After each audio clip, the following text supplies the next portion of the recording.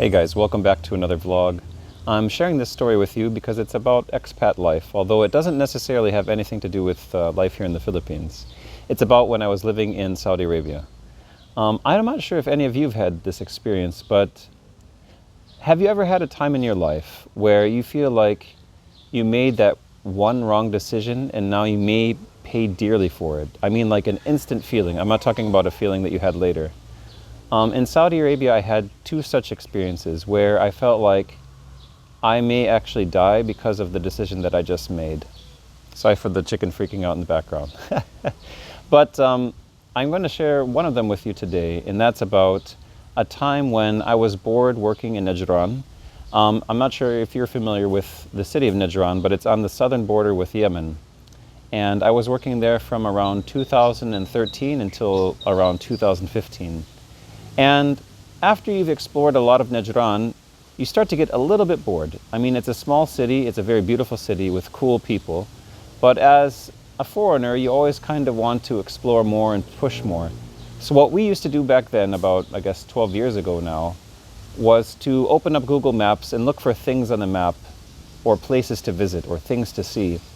And one thing that was recommended to me was to visit these things called petroglyphs. And apparently, outside of the city, in a place called Birhimma, there are different mountains or small hills, or small, like, I wouldn't say hills, they're like a collection of boulders. It's very like volcanic in nature, the area there. And on them is an ancient language that people believe to be Thamudic, like hieroglyphics basically. So the area was called Birhimma, if I'm saying it correctly. And I decided one day to head out, like on I think it was a Saturday early afternoon. So like right around, I left the house before 12 o'clock. And I arrived to the destination right at Dhuhr time. So it must have been around 12:30 at that time, if I'm not mistaken. It could be pushed out maybe to 1 o'clock, but I'm not sure. I know it was Dhuhr time because as I arrived, I heard the call to prayer. And I was using Google Maps as my only guide. I didn't talk to anybody about doing this. I didn't tell anybody that I was going there. I was pretty much completely on my own. I had my thoban, and I was out on my own. I just had a rental car, and I drove out there. It was pretty much out in the middle of nowhere. You drive on the highway towards the empty quarter, and as you head in that direction, the land becomes very flat very fast and just very barren. And it said turn left. Google Maps said turn left, and I turned left, and I had to cross basically like this dirt highway onto a trail. And I took the trail for a little bit of time until I got to a small road, a paved road. And then I could see that the mountains were just a few, I don't know, maybe 200 meters or 300 meters away from the paved road, maybe more than that. So I parked my car there. I looked around, I didn't see anybody. I did see a small town out in the distance, and that was about it. After I parked my car, I decided to walk out to one of those mountains. And as I got closer, I noticed that indeed it was the place marked on Google Maps, but there was a fence around it. So that was problematic. I mean, like, obviously it's fenced off. So I still managed to walk towards the area there, the site, the small little hill, if you will, or the rock hill. I walked forward and forward, and as I was walking, I could swear that I heard like traffic. I'm like, okay, maybe there's just some traffic from the road nearby. And at this point, the area became sandier, I guess. Like the sand, I should say, became looser and more challenging to walk on. I was wearing sandals at that time, and up until that point, it felt the sand was quite firm, so I was just walking like walking on dirt. But as I got closer towards the mountain, it became more and more loose and challenging to walk in. So I wouldn't say, it wasn't like quicksand or anything like that. I mean, I'm not trying to be dramatic. It was just a little bit more challenging to walk in. And I got closer to the mountain, and as I was getting closer to the mountain, the sound of the car got louder and louder in the background. And I realized, okay, somebody's coming up on me. And this could go well or not so well. And as I moved forward, I found that I just glanced over my shoulder and I looked behind me, and I found that there was like a white SUV pulling up behind me. And I was like, okay, this is interesting. And a young guy pulled up. He had like a mustache and typical Saudi gear. Like he had his red and white shamag and his white thobe. And he pulled up close to me and he smiled and he said, Assalamu alaikum, meaning, you know, peace be upon you. And I said, wa alaikum salam. And then he said in Arabic, like, get in the car, irkab, you know, get in the car.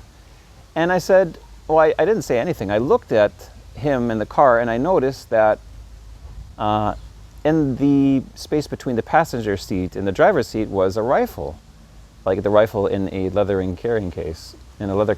So I said to myself, and this is the point that I had that feeling of, if I get in this car, I might die.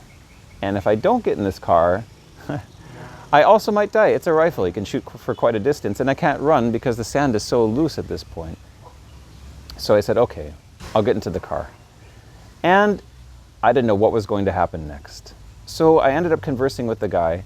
And at first he wouldn't believe that I was actually American. He thought that I was Jordanian or some other kind of person, because Jordanians, in Jordan, excuse me, they have a population of people who were originally descendant from Russians or Circassians, if I'm not mistaken.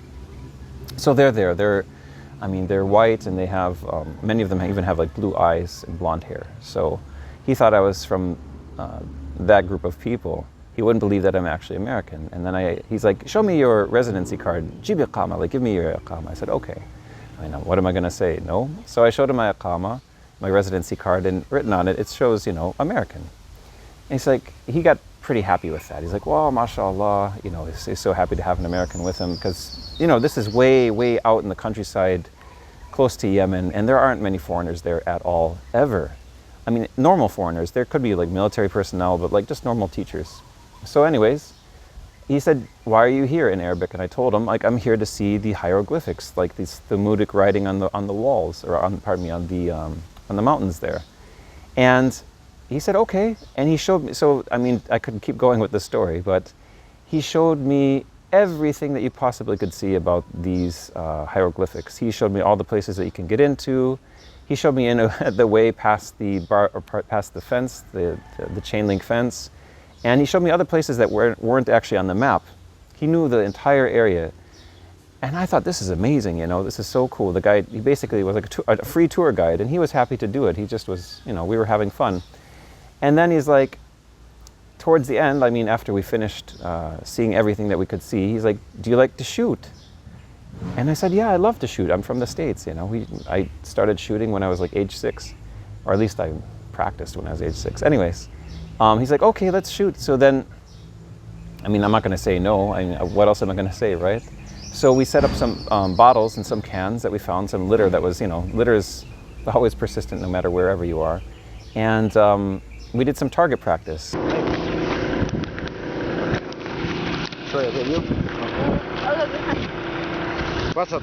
And it was quite a good experience. It was just like a small rifle. I think it was like a 22. So it was just like a pea shooter.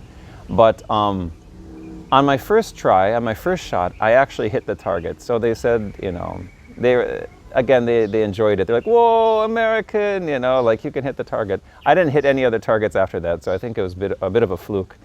And from that point on, he's like, do you want to hunt?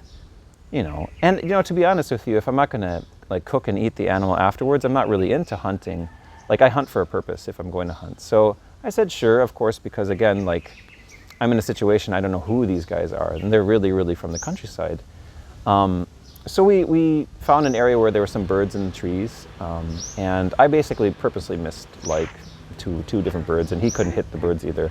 So he ended up calling out a cousin as well, just to like practice shooting a little bit more, and we had fun. It was a good day. And at the end we said, you know, Assalamu alaikum, we took our pictures together, and then after that, I went on my way home. When I got home, I parked, I rested for a little while, and then I went to my favorite cafe. At that time, the cafe was called Venus Cafe, and it was one of the few cafes that we had in Najran city. And I spoke with one of the regulars there, one of the regular Saudi guys, one of my friends there, and I told him what happened, and he said, "Oh my God, you know, Ted, he said the area that you went to, we're afraid to go to, like local people were afraid to go to." And I said, "Why?" He's like, because you don't know what's going on with the local people there anymore. He's like, there's a drug problem now, and he thought that maybe that the locals there could be involved with drugs, and God knows what they're getting up to. Like, so basically, he said that like you were in a dangerous situation. Like anything could have happened to you there.